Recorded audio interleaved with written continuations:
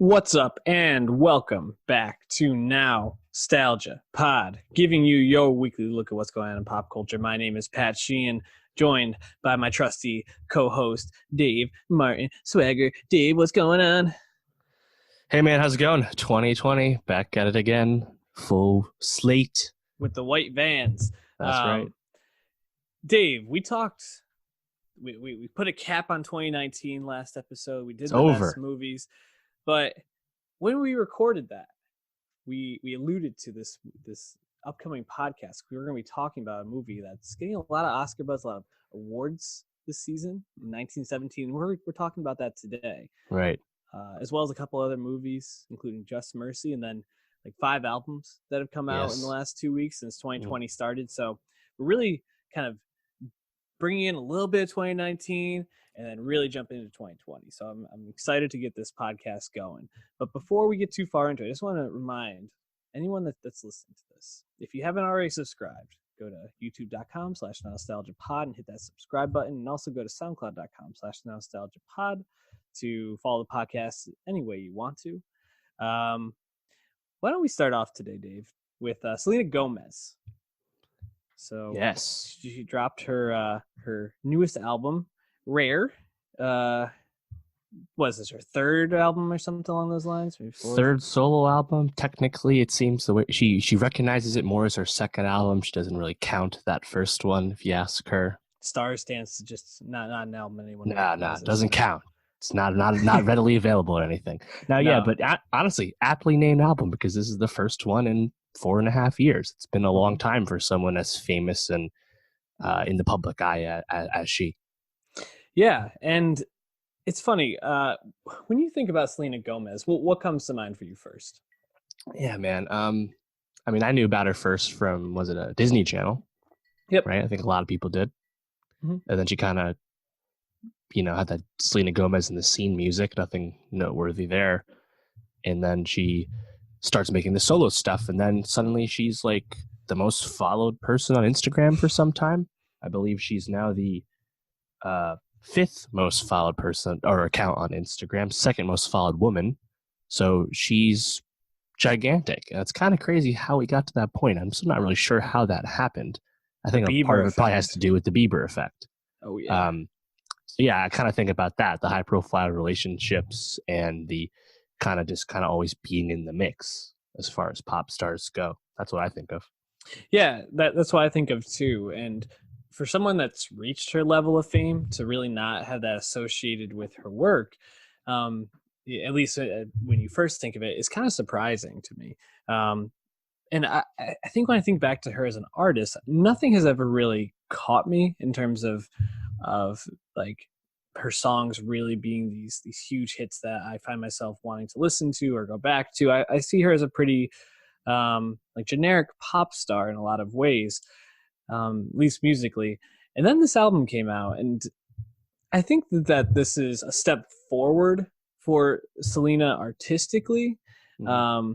I don't know if that means I'm gonna find myself revisiting Rare very much this year, but I think that there's a lot here that I think is better than her past work. How were you feeling after your first listening to Rare? Yeah, I tend to agree. I think, apart from some of those like obvious big hits, like Hands to Myself, mm-hmm. Same Old Love in particular, I think that's a banger for sure. But it's full albums, kind of unrefined. And now with Rare, I view it as a comeback album because, again, the long layoff, she's had personal issues, medical issues, all that, coming back and delivering something that seems to be pretty focused on, I don't know, empowering oneself and moving forward, stuff like that. I think it's ultimately pretty relatable content for people that listen to this. I think it sounded pretty good, and I actually came away liking more songs than I have on her past work. So yeah, I think it's definitely her best album to date. And it was kind of interesting just looking at the track list. Like you have Julia Michaels on here a few times. Yeah. You even have Billie Eilish's brother Phineas starting to branch out. We're going to be seeing him all over the place in no time, I'm sure. Yeah, a Bond song. Yeah, exactly. Um, and there's some cool dance pop on here. Like I like Dance Again in Hmm. particular. That song pretty good. Um, yeah, it's a comeback record, and it sounds like she needed just to kind of put this out and be at peace. Yeah, I agree. And I think you kind of heard that in the single, Yep, which is "Lose You to Love Me," yep. Her first which number one hit. which I think is actually a pretty good song and a great ballad for her. I think she gets to show off some range, and obviously a very meaningful song for her in terms of that comeback that you mentioned. I think what also sticks out to me, some of the collaborations, certainly um, Kid Cudi in this final track, "A Sweeter Yeah, Place," really sounding like old school Cudi on that's this. right. Um, and Hmm. quite an inspired choice by her.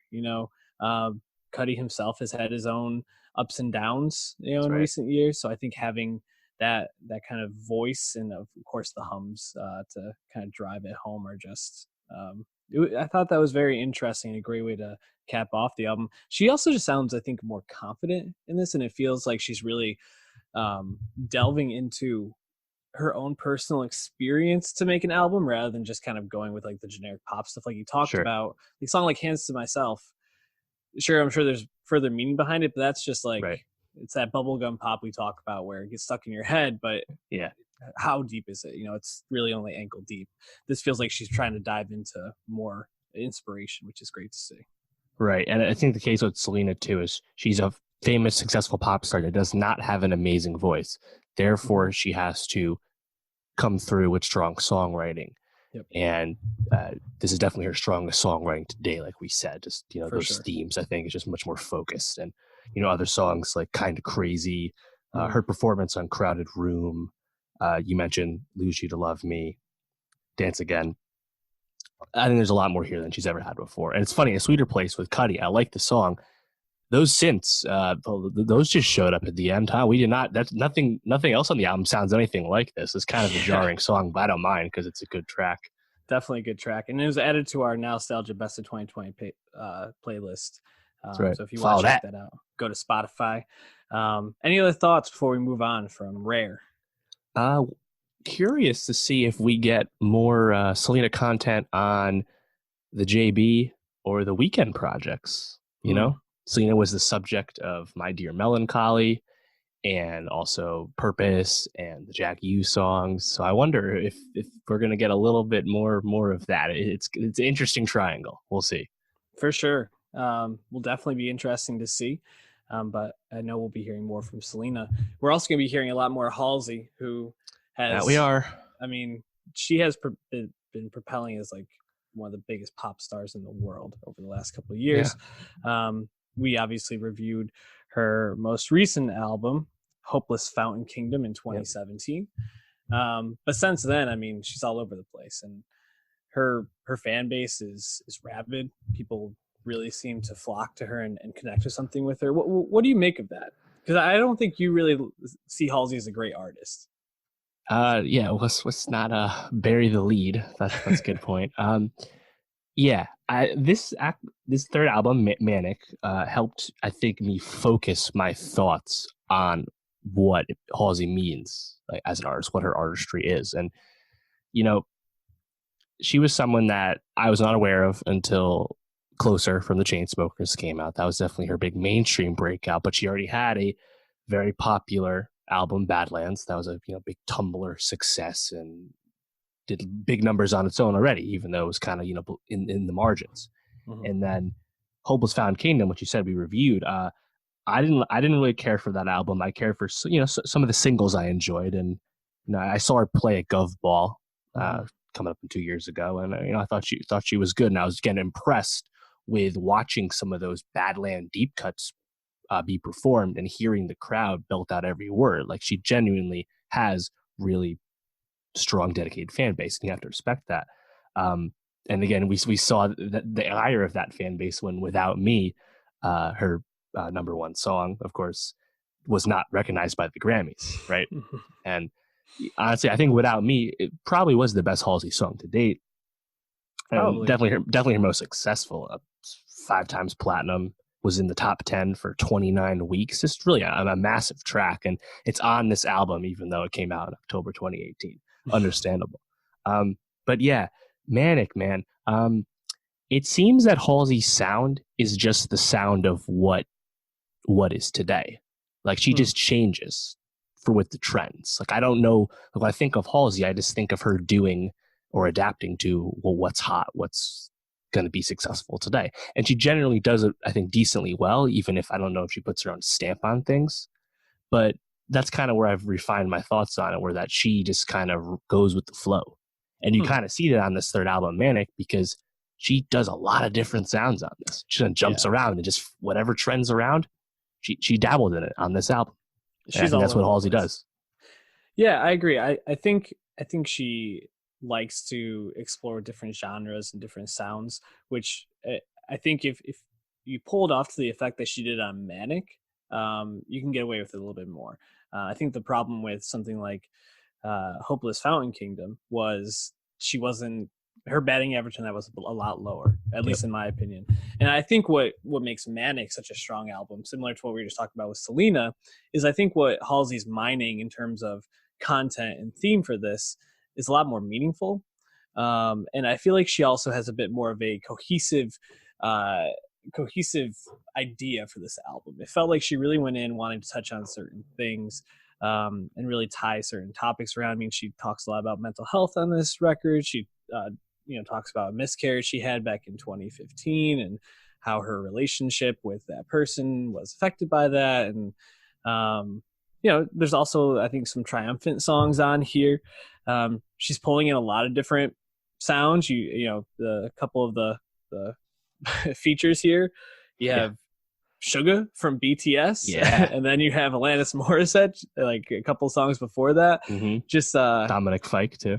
yeah, she's just kind of pulling from everywhere. But I think I think I was pretty impressed with this, and mostly when she like stripped things down. I think when she's trying to do too much, it can just be too much. Like you said, when you're just kind of throwing every pop sound you can into an album, when you're doing the most, it's going to sound like the most. When she really strips the songs down, something like Clementine, which has just like a really catchy hook with a Mm-hmm. really um, really reduced sound Yep. behind it. Sparse beat. Yep, or something like I Hate Everybody. Again, just like a catchy chorus with very little behind it and some claps kind of thrown in here and there. It really allows her to shine more. Whereas I think some of the other more produced songs don't come across well. Right.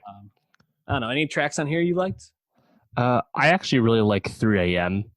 Hmm. It's kind of reminded me of like Avril Lavigne, and Yeah. kind of brought me back to when Avril and Halsey performed "Girlfriend." I think like Halloween a few years ago. That was cool. I think that kind of shows like Halsey can kind of again adapt to different molds, and because she ultimately is a really charismatic performer, it comes across well. And yeah, honestly, it really seems like her relationship with G-Eazy and how that ended really kind of focused her as a her focused her mood. But Mm-hmm. sometimes I think her songwriting's a little basic still. Like Hmm. it's just kind of simple, little rote. It's kind of just it is what it is. Sometimes it gets in the way, sometimes it doesn't. What did you think of the song "Graveyard"? That was I think believe the second single for this. It's a big hit already. Uh, I'll put it this way: when you said graveyard, I had to really rack my brain to think about it. It wasn't something that stuck with me much. Yeah.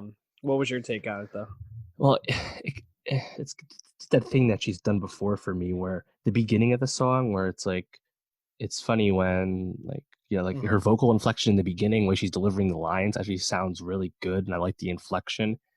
And then it just goes into this really overproduced chorus that's just totally disinteresting. It's kind of like what happens with "Bad at Love," another one of her big hits from the last album, where the beginning, where she's kind of doing almost like a hip hop flow, sounds really good, and then this really over the top chorus comes in, and I feel like the song just falls apart. Hmm. That's kind of been my thoughts on "Graveyard" since I've been hearing it on the radio all the time. But I liked Alana's interlude. I actually liked all the interludes. Thought they were more inspired than I expected. A lot of times people just have Mm-hmm. throwaway interludes, especially when they're with guests, but that was pretty cool. Um, Yeah. yeah, I think you nailed it. The more sparse stuff where she is attempting to be a deeper songwriter, stripping it down, really just focusing on the lyrics, because that's really all the songs are are giving you as the lyrics, Mhm. those are the strongest moments. Well, and I think that makes a lot of sense because as a celebrity now, what I think people connect with is she's incredibly open about her struggles. I mean, she's Right. disclosed that she's bipolar, that she has to eat a gluten-free diet because she's gluten intolerant. Like all these things that people like, I think who are younger see themselves dealing with or see their Yeah. friends dealing with, she's open about. So Yeah. when she's opening up about her life, people are going to connect with that a little bit more than when she's trying to make this next great like radio hit. Bipolar, bisexual, biracial. Right. She's kind of got it all for 2020. I don't think she always gets into that kind of stuff though, which I think is a little disappointing. Like I know sometimes her comments on LGBTQ Mhm. issues leave a lot to be desired to the community. It is what it is. But this album's going to be really big. It looks like she's going to do close to 200,000 units, including 110 to 160,000 sales. Granted, there was a tour bundle included in that calculation.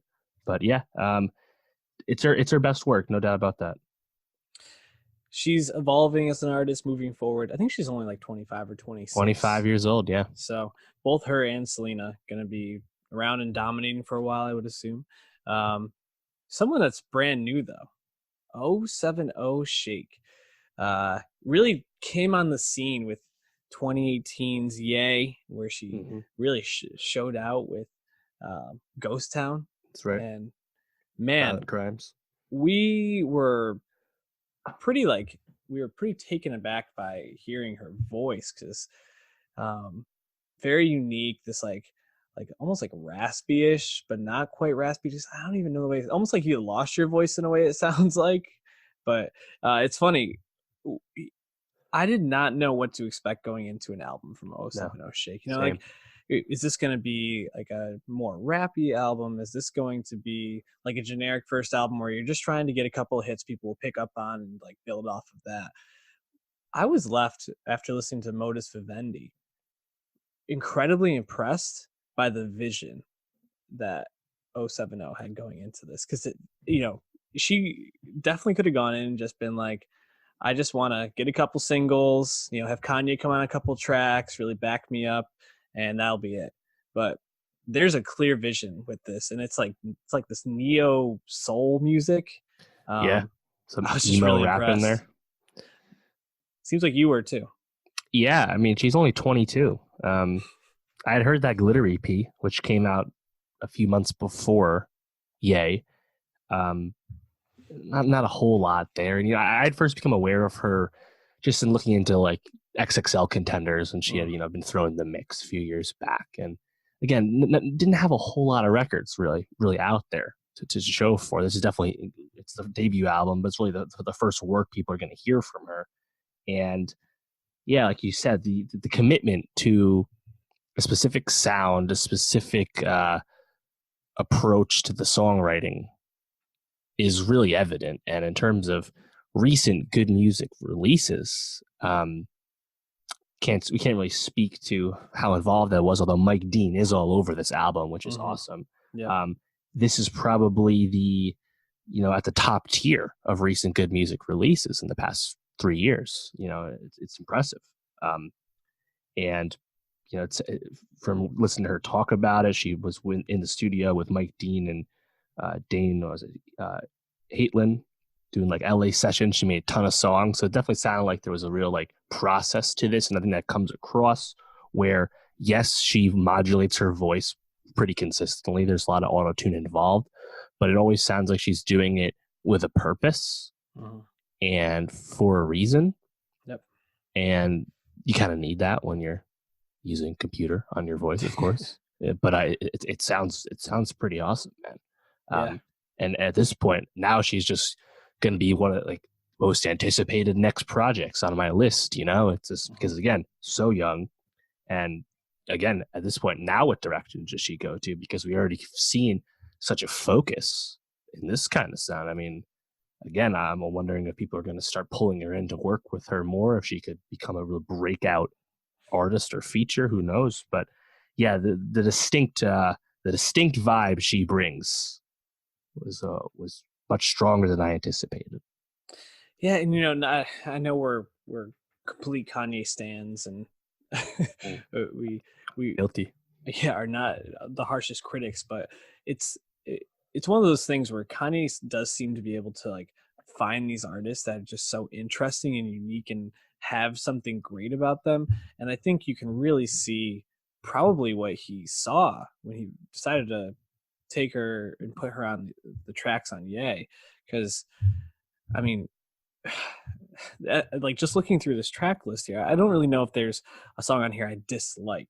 There's a couple songs I think that hit different, that are a little bit more um, intriguing to me than others, but pretty much from like Divorce on, I found the record fascinating, Mm-hmm. and not only for what she does with her voice, but some of the arrangements. So like the back half of songs are just instrumentals on some of these. um, just really really cool to see so much going into this. And also there's a track on here by the Ebonies, which I wasn't even aware Yeah. was a group, but apparently it's 070's group, so cool shit, just throw it on there. Yeah, I was in the car and I looked at like the little thing on the dash where it tells you the name, and I see the Ebonies. I'm like, what the fuck happened to my phone? Did I like skip Right. something? Oh wait, no, this is in sequence. Wow. Yeah. Pretty funny.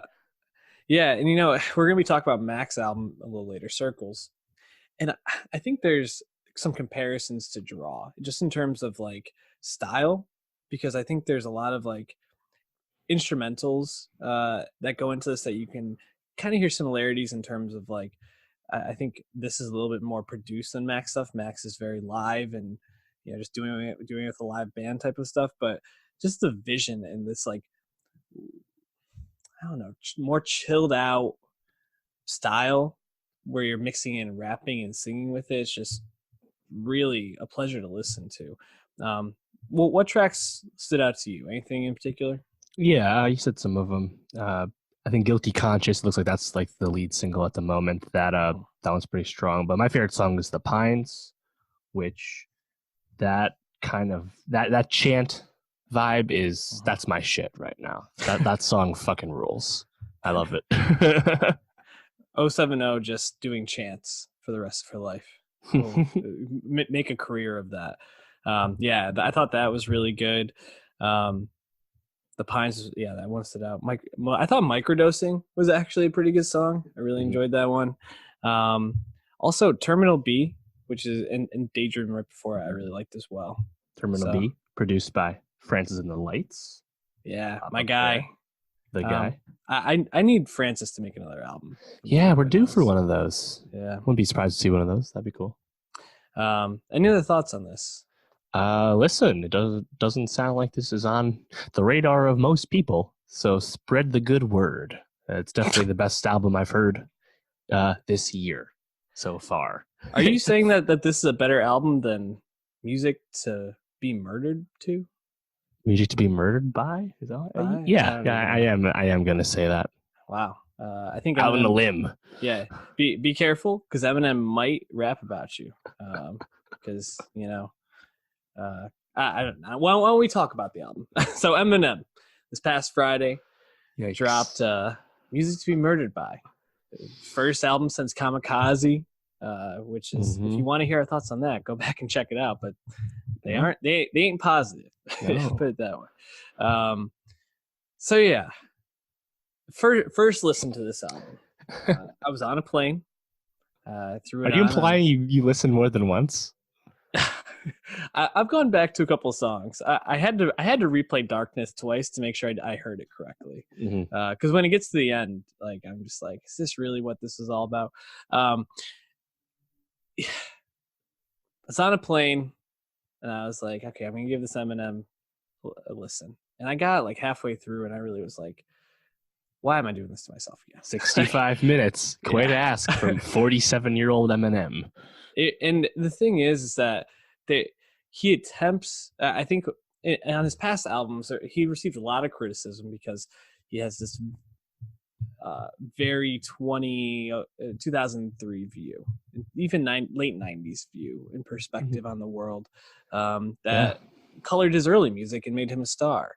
But he hasn't evolved. We talked about someone like Jay-Z, who has seemed to kind of be stuck, but then comes out with 444, and you see he's kind Yeah. of learned how to age appropriately.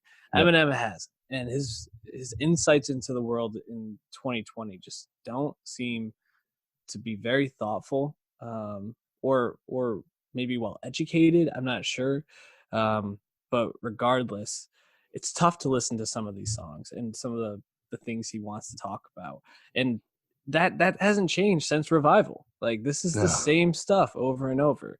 Um, I think that there's more tracks on here I enjoyed than on Kamikaze. It's a low bar, but I Yeah. definitely enjoyed this more than Kamikaze. I will say Mhm. that. But is this a good album? I would say probably not. Where are you No. at? Yeah, I agree. It's better than Revival and Kamikaze, but again, that's saying very, very little. Yeah, it just seems like he just now Eminem thinks he's just wittier than he actually is. So then his observations he thinks are more profound than they actually are. And when you're trying to acknowledge current events, even tangentially, that's fine. But when you're sprinkling in just blatant struggle bars Mm-hmm. along the way and just straight up groaner songs that just should have been cut completely, it's really hard to believe in any kind of message. Mm-hmm. And like he's done the past two records, there's a lot of shit he just says here just for shock value, just because he can. It's not smart or funny. He just kind of said it and he rhymed in and around it. Big deal. The Ariana Grande Oh my explosion God. comment comes to mind. Yep. He also does this thing that he's been doing for 3 years where he tries to cram as many syllables as possible into the bar and rap Mm-hmm. really fast. Again, not for any discernible reason, just because he can. It's not making the song good. Rap God ruined him in that sense, because he Yeah. got so much acclaim from it. People now, he feels like he needs to do it all the time. And now Logic thinks it's a good idea too. It's really annoying. Yeah. And you know what's so annoying too? The beginning of this album, he's still grappling with the reception to Revival and Kamikaze. It's like he just refuses to internalize anything anyone says Mhm. and talks about how he's still successful in selling. I was like, yes, no one's saying you're not a successful artist. You're like Taylor Swift at this point. You are too big to fail. You can do whatever the fuck you want for the end of time. You have a built-in fan base. That's all true. But people didn't like the last shit, especially Revival. Even your most ardent fans didn't really dig Revival. The numbers bear out, you know? Yep. Maybe it was in fact your fault, not everyone else's fault for listening wrong. You know, it's just annoying to hear that from someone who again is so successful and been around so long to just be so unable to hear anything negative about him. You know, Right, but and like the whole like oh well, when I try to give meaning and actually have something to say, you didn't like it. Well, yes, because the songs were bad, dude. There's just two parts to this piece. Like, you're smarter than that. It's just frustrating, man. but the inability to internalize anything, I think, makes a lot of sense when you look around the album, and he's still talking about very clear unresolved feelings about the abuse he suffered from his stepdad. And that's not to say that he should forgive him or he should be okay with what happened to him, but I mean, you're mid 40s now. Late 40s. Late 40s. If you haven't been doing this work internally to process this and make some peace, this is still what's driving your anger to this day. Again, we talk about evolving as you get older, maturing as an artist. These are just things that you expect to hear someone who's 18, early 20s, maybe even early 30s talking about if they haven't done any of this introspection. But it's pretty evident that M is a bit late in terms of his own work on himself. With that said, there were some songs I liked. So why don't we give M a little credit before we go into some of the ones we didn't like so much. Okay, so as I'm looking through, it's not as easy to find. All right, what do you think about Darkness? Okay, Darkness, I think, is First absolute single. crap. Yeah, basically a surprise drop album. Darkness comes out. It's the most refined message song on here, talking about a important thing, gun control. What did you think of that? I liked I liked the idea. I hated the way he went about it. Because to tie in the Vegas shooting is just so it just and to do it in a way where he's basically making Stan, right? Yeah, But exactly. I'm fucked up too, just like that guy. right. But like it doesn't feel like he's adding anything to the perspective. I appreciate getting political like that. That is great. You should be using your platform Yeah. to speak on these messages, but to I don't know, to use that as an example just feels like a miss, especially when you kind of undermine the meaning of that song when you then talk about another mass attack when you bring out the Ariana Grande line without that being in any kind of respectable or context. It's just like you undermine yourself literally a couple songs later. Um, a track I wanted to ask you about was Yeah Yeah, because I've seen mixed reception to that one, right? I've heard people saying this is the best song on here. The production's great. It really goes. You have Black Thought, Q-Tip, Royce. I mean, everything's here to be good. Did you like it? Still didn't like Eminem on it. I honestly thought it was a bit of a mess. It felt like just too much. Yeah. I don't know. Lock It Up with Anderson. I like. That's a classic breakup rap song. I thought Anderson was great. Brings good energy. Yeah, it's kind of Ed Sheeran. I thought fit in well. Eminem the past 10 years has not shied away from having pop stars on the chorus. Think of Rihanna. Think of Skylar Grey, who once again is here on this album too. Loves her. Ed acquitted himself pretty well. It's kind of funny hearing Young M.A. and Juice WRLD on this, just because he was shitting over all the new school people, literally in the last album, and now he has two of them on here. Yep. And Anderson is a little older, but still kind of new school, is here as well. Just kind of interesting to see that heel turn.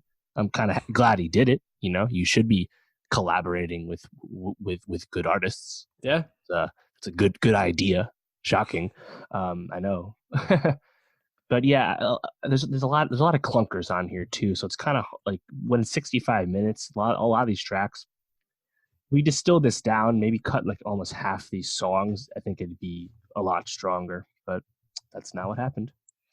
Yeah, and I like how he seemed to try to go back to his roots a bit with like the skits and like the theme kind of playing like the Alfred Hitchcock vibe. There's some segues with Hitchcock in it, but overall just like poorly executed as usual from recent Eminem. Yep. It's funny. I was actually driving the other day and Julianne I put on some like old school Eminem just because that's what her brother used to listen to growing up when it was like the Slim Shady LP and things like that. Yeah, sure. And it's still so good like that. And to kind of see where he is 20 years later, just very disappointing. Yeah. I've probably said this before, but if we stopped listening to Eminem in 2002 or even 2004, we'd be better off. Well, we're not putting any of his songs on our playlist, but we are putting songs from Mac Miller off his newest album, Circles.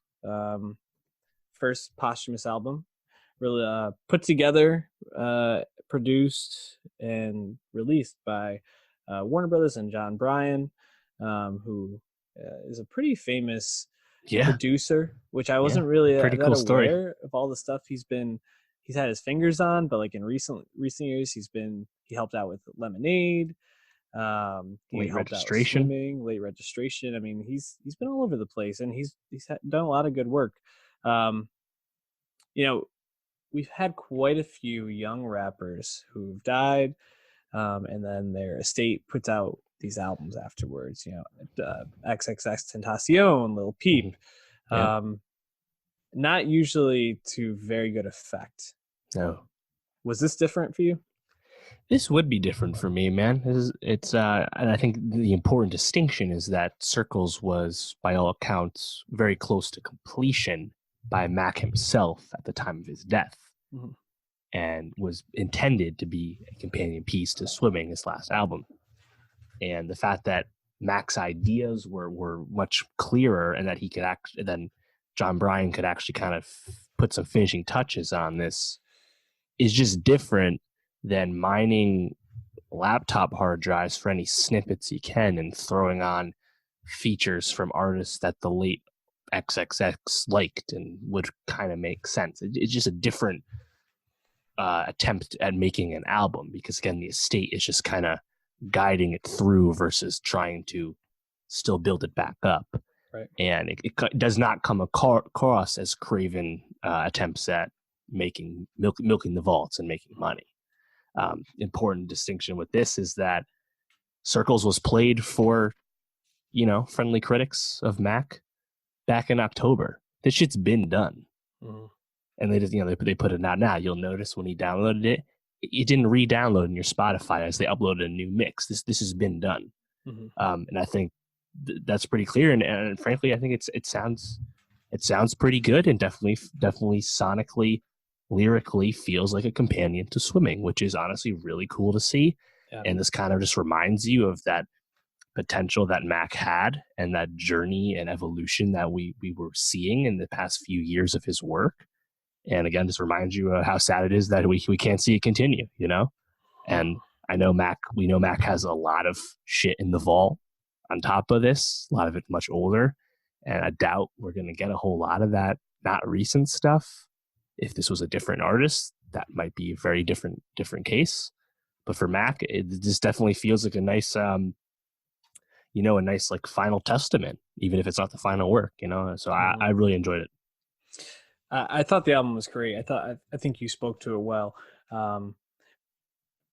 Swimming was such a step forward, it felt like, for Mac artistically. And, we talked about it when we reviewed Swimming, so check that out, youtube.com/nostalgiapod.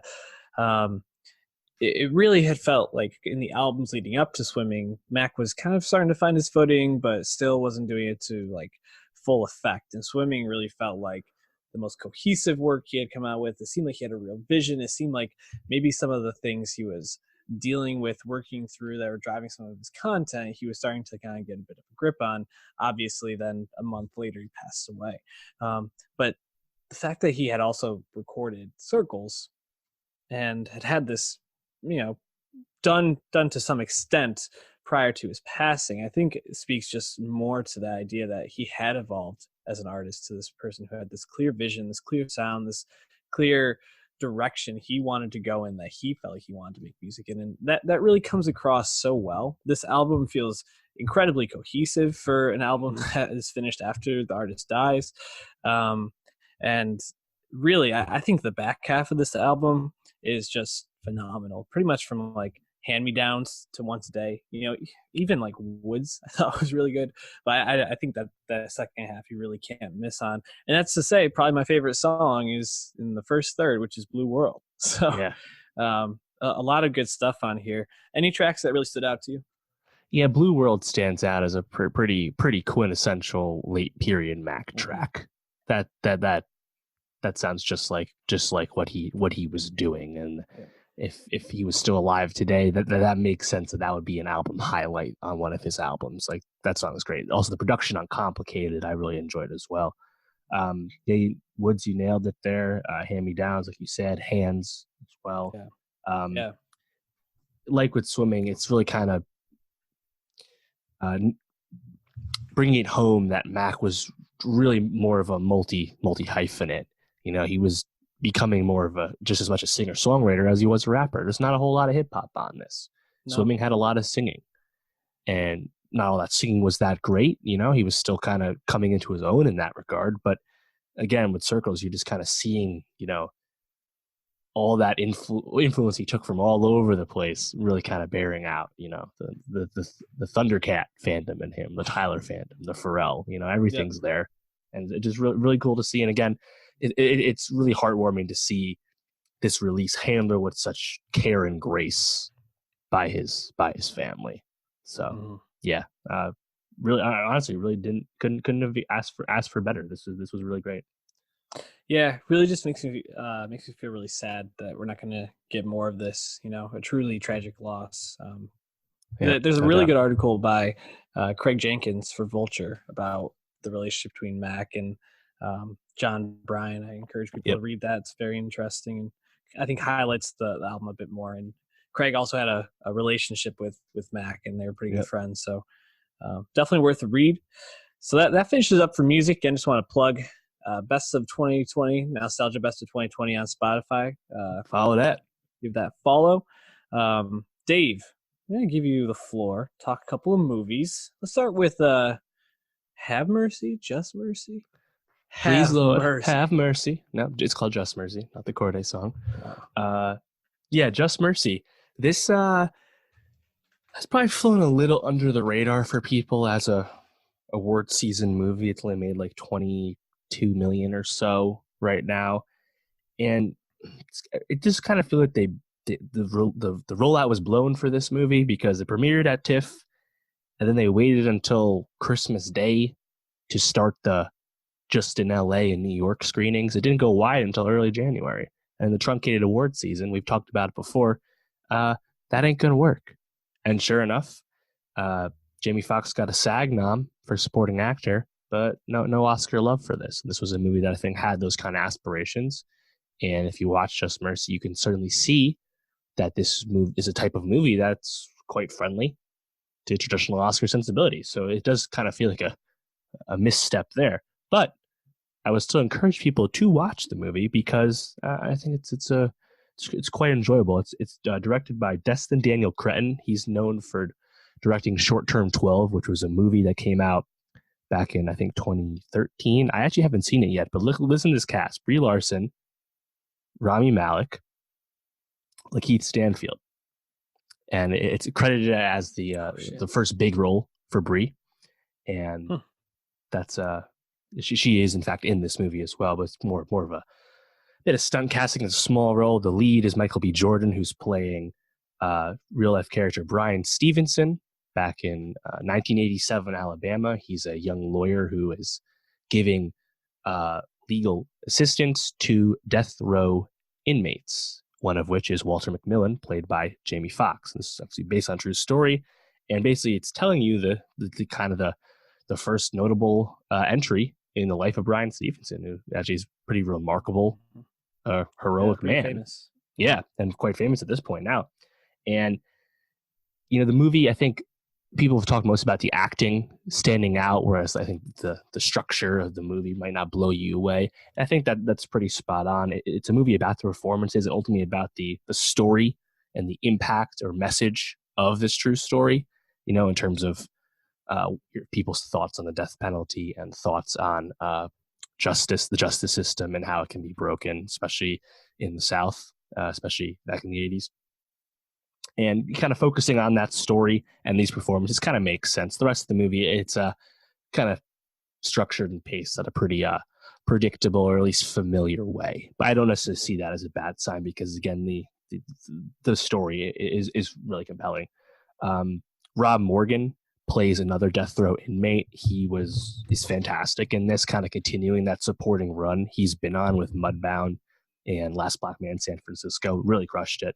O'Shea Jackson Jr. also really good as another inmate.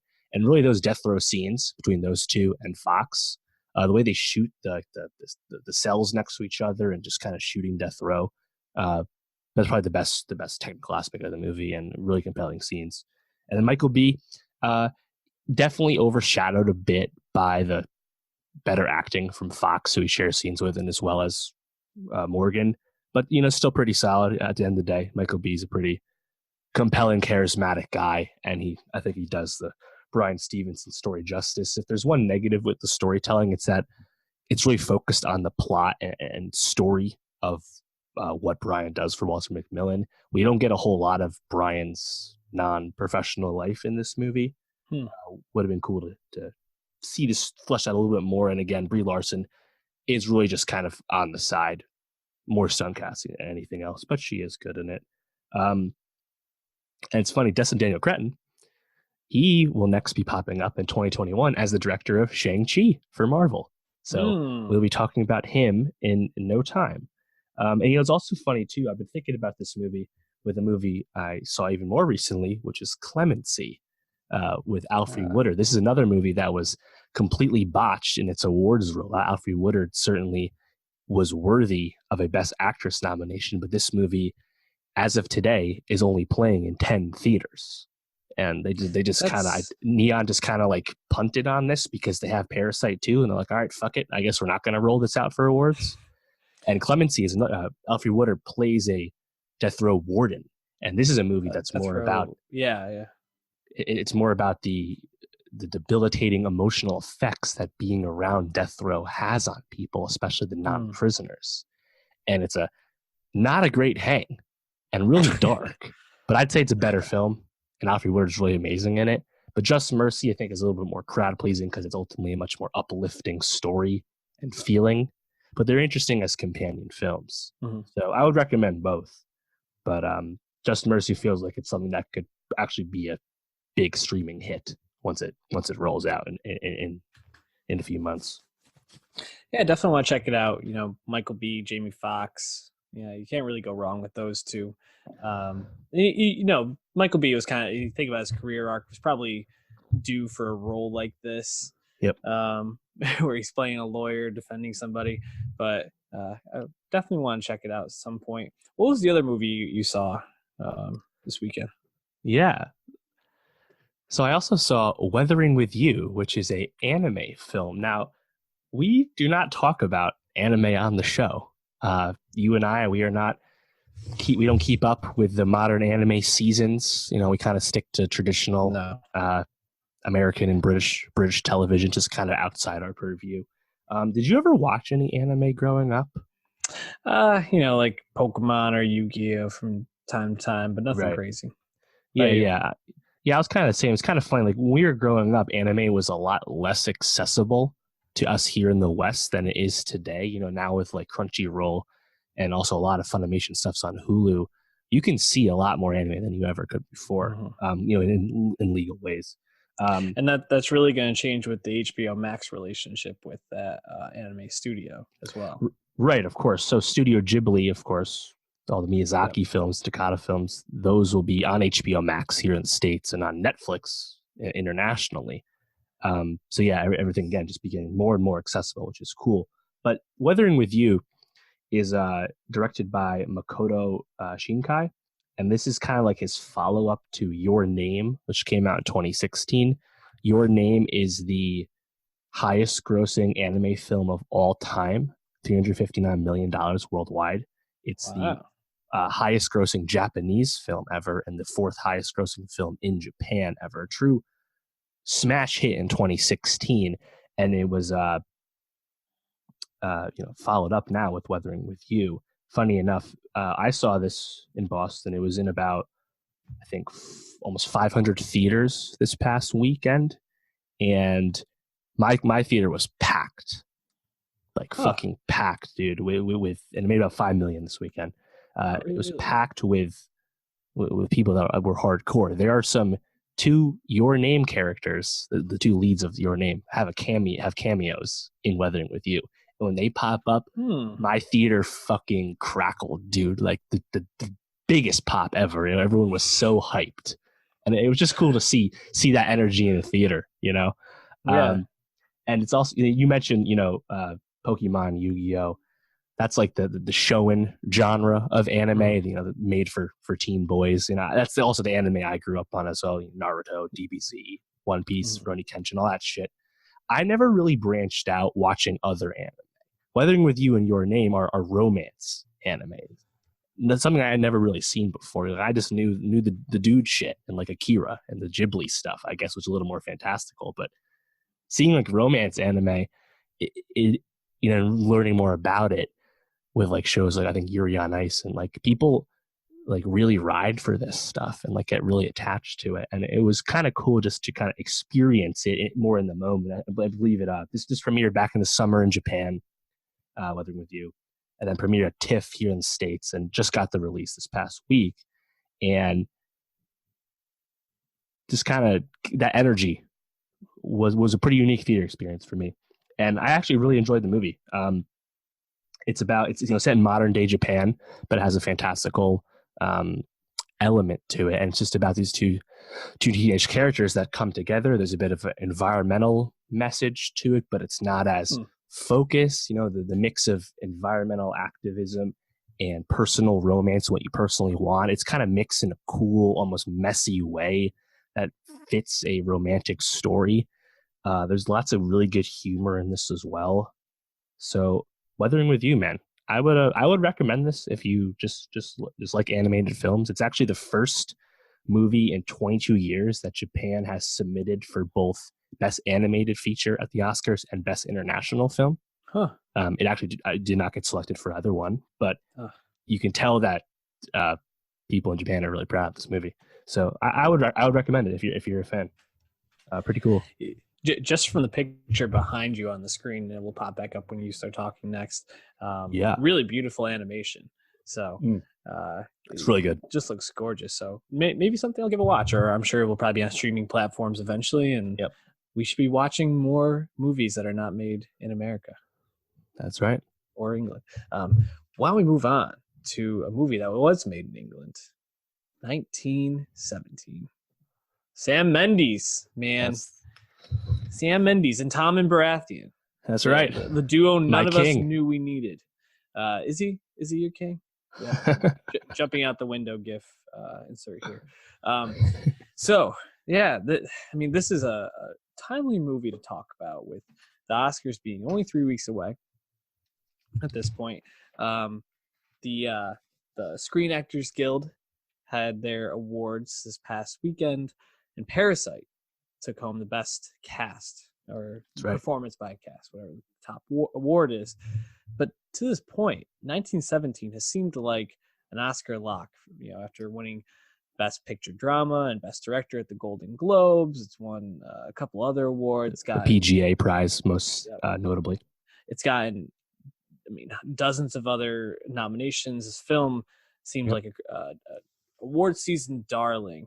But you mentioned this when we talked on our end of year movie list for 2019.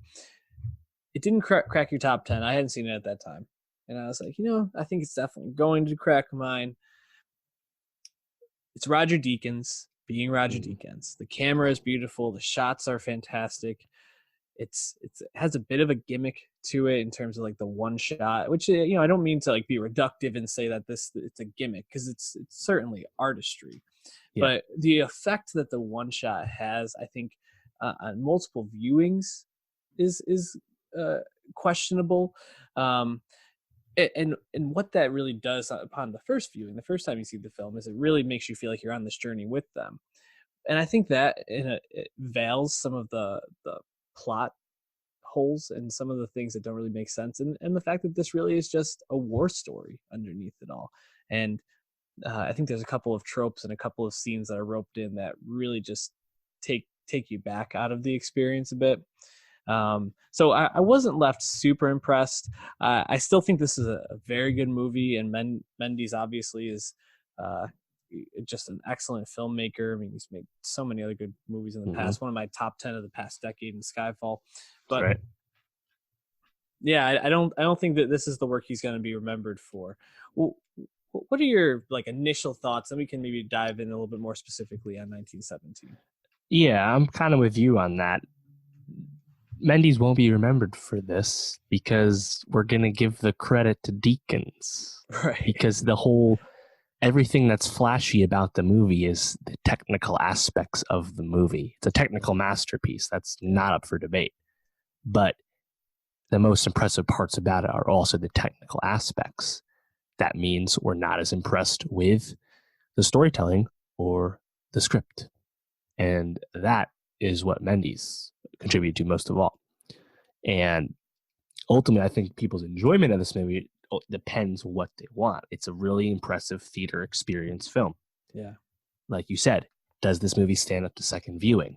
I have not seen a second time. I've seen people that have say that it does not as much. When you know what's coming, you realize that the plot is almost dictated by this faux oneer. And from a storytelling perspective, I think we're just lacking a little bit because we don't know a blessed thing about Schofield and Blake beyond the fact that Blake has a brother who is the King of the North. That's all we know about him. Yeah. And these guys have no thoughts on the war. They really don't have thoughts on really anything beyond what's right in front of them.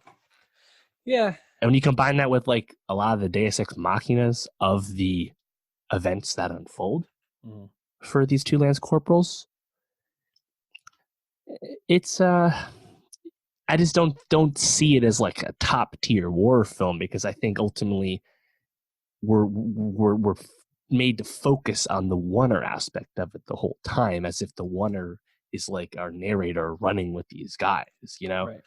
So from a storytelling perspective, I just thought it left a little to be desired, which is weird to say, because again, the technical aspects are so impressive and so much care was brought to making a period film like this. It's very expensive and there's great actors throughout in small roles, but Yeah, man. it's not Saving Private Ryan. No. Uh, you're talking about the expensiveness to make it look good. The set design in this is Right. phenomenal. Like I don't even know how they made some of this and how they set this up. Just gorgeous and unbelievable. And that again, that speaks to the technical aspects. You know, we learn a couple of things about Schofield. You know, he talks about not wanting to go home, how it's actually worse because then you're left Right. like distraught afterwards and heavily your Survived the loved Somme. ones. Yep.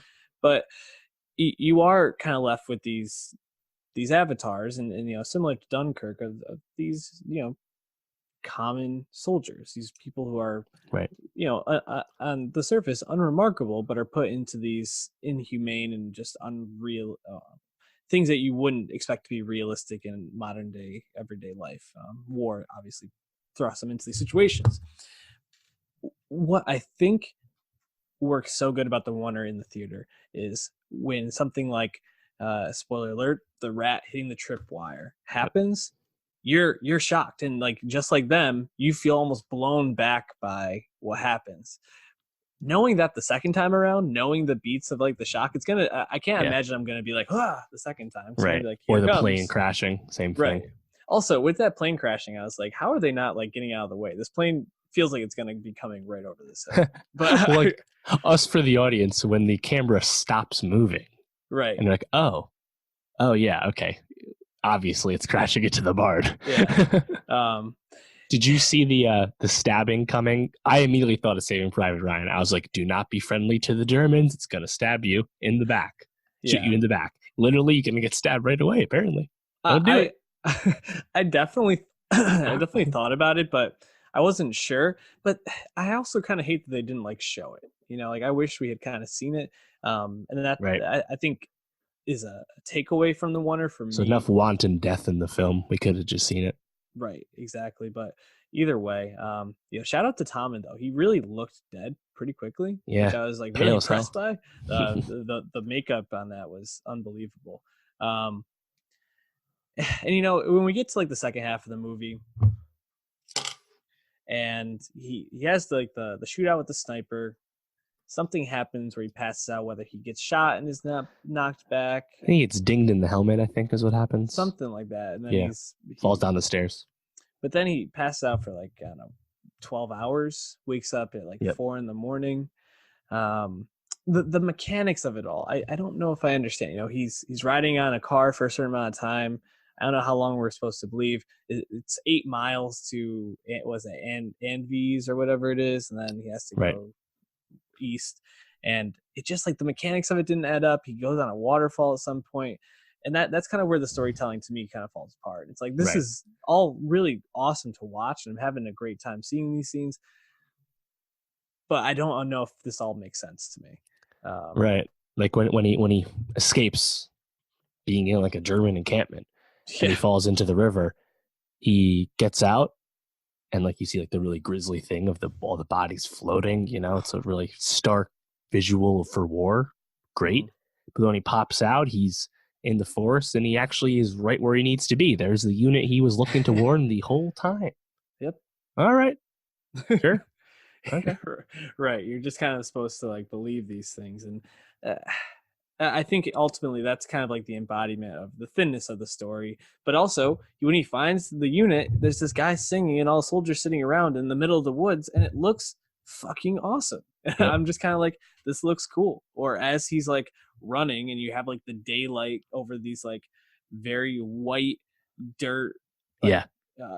one of Like, the trenches, you're just kind yep. of like, this looks incredible, dude. Like, how do you even like color something like this?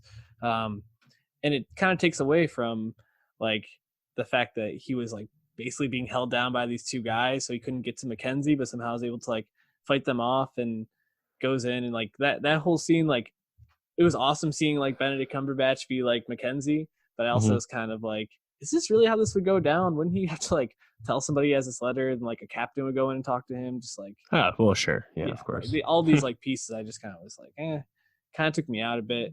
Um, Although, kind of going back to the Cumberbatch thing, there were a lot of cameos in this. Yes. Any that stood out to you?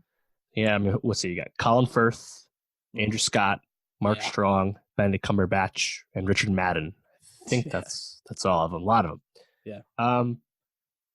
I think Strong was really good doing Mark Strong things. He's just he can be warm, he can be evil, whatever it is. He's always a really strong performance on screen. Mm-hmm. Him being a military officer makes perfect sense. He was really good. Yeah. But Andrew Scott was like the one that gives you like true pathos in the trench. He's like actually someone who is like, this shit sucks, bro. Good fucking luck, whatever. Here's some fucking holy water. You'll be dead in 20 feet. Like, that was amazing. I wish we could just hang out with him the whole time. I know. Didn't he like take a swig of the holy water afterwards? Yeah, I think so. He's like throws it back. Fucking hilarious. Yeah, that was great. I'm wondering, when he comes upon Mark Strong, the guy who's like playing the general who's in the car like bitching about the Oh yeah, who was that? that's I gotta couldn't be identify somebody. him I on. couldn't identify it. Yeah, I've been trying to figure out who that was. But yeah, I thought Mark Strong and Andrew Scott were by far the ones I found most intriguing. I also expected more from what Mark Strong said about Mackenzie. How have a witness in the room. I thought there would have to be something with that. yeah. I And actually thought he would fail. I thought Mackenzie would say, "Nah, B, we're yeah, going," and then that would happen. kind of what happened at first, and then Right. he was like, "Oh, okay." I thought today would be a good day. Okay, okay, Sherlock. Yeah, so ultimately, I guess where I'm kind of left, and I wanted to get your opinion. Oscars coming up, really probably down to 3 movies. Now that Parasite won, we got Parasite 1917 and Once Upon a Time in Hollywood for the Best Right. Picture. Where would you put your money right now? It's tough. It's hard to say. 1917 winning the Producers Guild Award is a big win. That award has been given out 30 times so far. 21 of those movies won Best Picture. 10 of the last 12 PGA winners won Best Picture. A notable one that did not, La La Land. That was recent. If 1917 was to win Best Picture, it'd be the first movie without any acting nominations to win since Slumdog Millionaire back in 2008. So, with the Academy changing, with something as unprecedented as Parasite becoming a top contender happening, it's hard to put too much stock in any of the precedent. But it does feel like 1917 is at least the slight favorite for Best Picture. I think we'll know early on if Mendes wins Best Director over, like, say, QT. Be a travesty. But with the acting support for Parasite from the SAG win, SAG win is not as big a predictor historically, but again, it's tough to put a lot of faith in precedent right now. So I don't know, but yeah, I do feel like 1917 would be the winner. And it's not. This is not a Green Book win. If 1917 wins, I will not be mad. I guess I would just be frustrated because Parasite getting so close. Because if Parasite wins, that's them hitting the nail on the head. That's right. Moonlight winning again. That's like the true grand slam. And 1917 wins, yeah, that's a solid homer. Cool. It's a worthy film. Yeah. I definitely hope it's either Parasite or Once Upon a Time in Hollywood. Those just feel like the movies I'm definitely going to be thinking about the most from this year. But yeah, 1917 seems like the safe bet. And I think what will probably end up happening is Parasite's going to win Best Foreign Film. And then, or they changed the name to it now. International film now. International film. Once Upon a Time is probably going to get 1 or 2, probably going to get a rating. Yeah, original screenplay. probably going to get, best supporting actor. Yep. And then Mendy's going to take home the director and the best picture. And it's just disappointing to me, especially because like the performances in this aren't bad, but there's not much to work with. And I think Exactly. if you're going to award anything, it should be Deakins and not Right. necessarily Mendy's in the film in total. Yeah, exactly. And Deakins, I think by all accounts, is going to win best cinematography for this again. Yeah. His second win. But yeah, like Dean, Charles Chapman, Tommen, he's good in this. He has the best line in the movie where he's like, "Oh, Matt, you'd be wanking it in no time," and then McKay's like, "Wrong hand." I fucking died. Hilarious. Yeah, so good. But McKay, who again has all the physicality you need, he doesn't have a lot of lines. That's just not what this movie is about. Mm-hmm. And I just have a hard time seeing a movie that you literally didn't even nominate for best editing because there wasn't done the camera. Yeah. It's fake editing, and you don't have acting nominations. This should be awarded for the technical stuff, and it's in Best Picture already. It just, it wasn't in our top tens, and a lot of those other nominees were. Mm-hmm. So it's gonna be interesting. Again, I'm not gonna be mad, but I will be disappointed. Yeah. Where did you have it again? I had it, I believe, 16th. So by no means, low. Bad film. Yeah. I've seen a fuck ton of movies, but I have Parasite 1 and Once Upon a Time in Hollywood 2. So it's a bit of a difference. And I do as well. Where did I put it? Let me just pull it up here. I'm pretty sure I had it down near the 20s. Yeah, I think I had it 23. Yeah, it was a film I liked and technically great, but I don't see myself rewatching it anytime soon. I'm not clamoring for it to hit streaming services. So no. Anyways, it's also kind of interesting because this was a late entry into award season to not come out until Christmas. But the way they ran the campaign, everyone got to see it, and then it's like, oh wait, no, here's our new contender. When it's like, oh, it was Once Upon a Time the whole time, and then Parasite, people have been evangelizing for it as much as they can since October, and then 1917 shows up the last second. It's kind of a weird way the awards calendar has worked this year. Yeah, it's going to be interesting. I'm hoping when we make our picks, I'm right when I pick Parasite to win it all. But anyways, we're going to wrap up there for this week. Dave, what do we got on the docket for next week? The Gentleman's Club. So 2 weeks from now, we'll do our Oscar predictions. But next week, we have a lot of stuff still. We'll talk about Sex Education Season 2 out now on Netflix. We have The Gentleman, Guy Ritchie's new movie, Ensemble Cast, out this weekend. Actually looks pretty sick, not gonna lie. I'm interested to see if it's great or like hot garbage. Exactly. It could go either way. I'm not sure if we'll be able to see it yet, but Anish Chaganty, his next movie, Run, is coming out. He's the guy who made Searching 2 years ago. I'm interested to see what he gives us next. Bad Boys for Life is already out. I haven't seen it yet, but it's supposed to be good. So I'm going to see that. Oh, the Grammys are Sunday. We'll at least talk about whatever the hell they fuck up this time. And we might get a new Migos album. TBD. Oh, also, Star Trek Picard's coming out. So shout out Patrick Stewart. Shout out Patrick Stewart, man. And shout out to us. Hit us up at Nowstalgia Pod on Twitter. Again, follow the playlist. Nowstalgia Best of 2020 on Spotify and YouTube.com/nostalgiapod. Subscribe. We'll catch you next week.